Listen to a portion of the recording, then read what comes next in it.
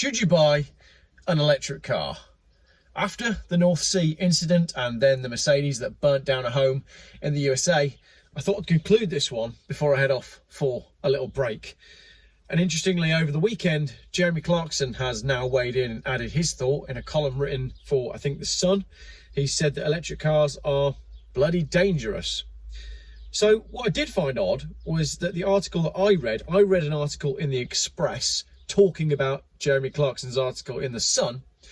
But the article I read was posted at 5:30 on Saturday evening, and that article still said that it was only 25 EVs. But we knew at 9 o'clock on Friday morning that it was 500 EVs. So why is a newspaper, more than 24 hours after the figure has been upped from 25 to 500, still saying it's only 25 EVs? Perhaps that's another conversation for another day. Now, I've looked in lots of different places whilst putting together my videos about this ship that is currently burning, still burning, for reasons that we'll get into in a minute. And one of the people I've been watching is Aussie YouTuber John Cadogan, at Auto Expert John Cadogan. Great guy, Aussie, so easy to listen to, nice accent and all that.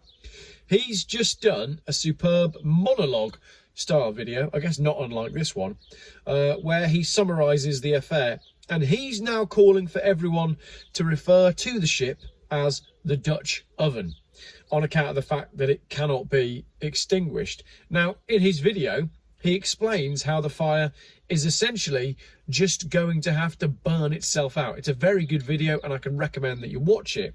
So, but what I want to do is just read out one superb comment that appeared on the top of his video. It's from a YouTuber called @MidgetBarmaid. Make of that what you will. As someone who works in the fire industry, a number of massive global insurance companies banded together and spent millions on researching how to attack lithium-ion battery fires. They tried a few things to fight a lithium-ion fires, putting water on the battery. This did not work. Next, they started a battery fire and submerged it underwater. This did not work. They tried liquid nitrogen. They even tried using nitrogen gas and a vacuum chamber. After millions of dollars, they worked out there is only one thing that can put out a lithium-ion battery fire: time. They stood on the stage of this massive conference, brackets, I was there, and said, let it burn and wait it out. They tried a number of gaseous products that claimed they could put out the battery fire, but these did not work due to them being self-oxygen producing. What they found with all this testing was car batteries are quite safe, as chances of something going wrong was very small, but severe.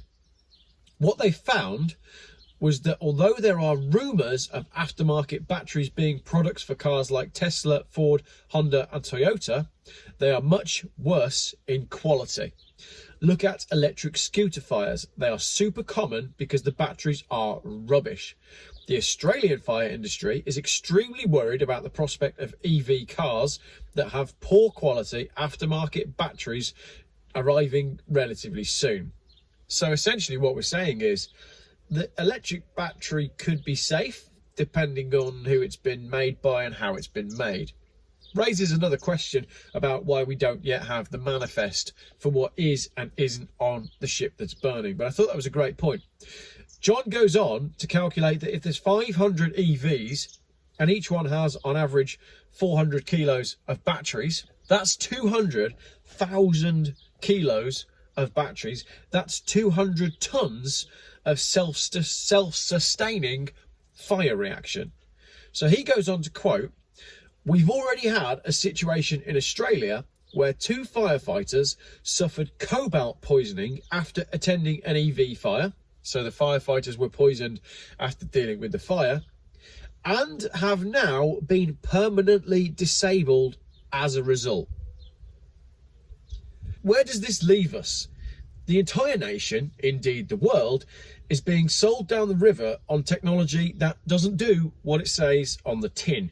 And if you're not from the UK, that's a very famous quote from a paint company who used the slogan, does what it says on the tin. And the saying has sort of become part of British folklore. So these cars, these EVs, they don't do what they say on the tin. They don't have the range that they claim.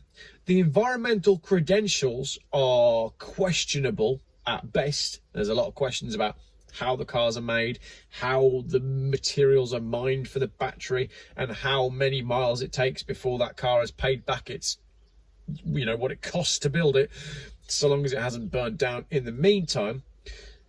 The second-hand values are quite honestly a joke, and I've done some pretty extensive videos on that. The infrastructure leaves people infuriated, meaning people have to spend more of their precious time in service stations that have been unfit for purpose for decades already. I've said it jokingly on videos before. I don't want to spend any more time than I currently have to at service stations, especially not when you see the queues of people waiting to charge around holiday time. When these cars do catch fire, the fire cannot be put out. The chemicals that are released are horrendously toxic, and anything within the vicinity of the burning car will also be destroyed. So, honestly, where does that leave us?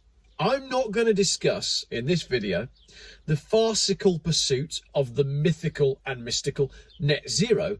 Let's just stay with one simple question.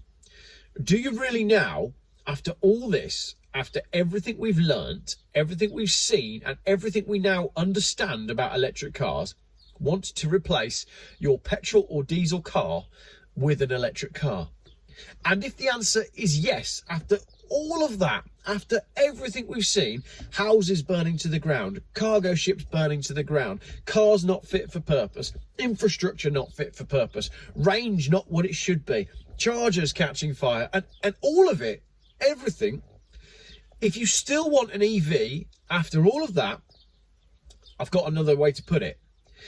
If we remove all of these ridiculous government incentives, if we take away all of the grants, if we rebuild the company car scheme so that it prioritises cars that use less fuel overall, I've already touched on this ridiculous company car, business car scheme that at the moment is prioritising EVs and hybrids, even though the hybrids are getting 30 miles to the gallon.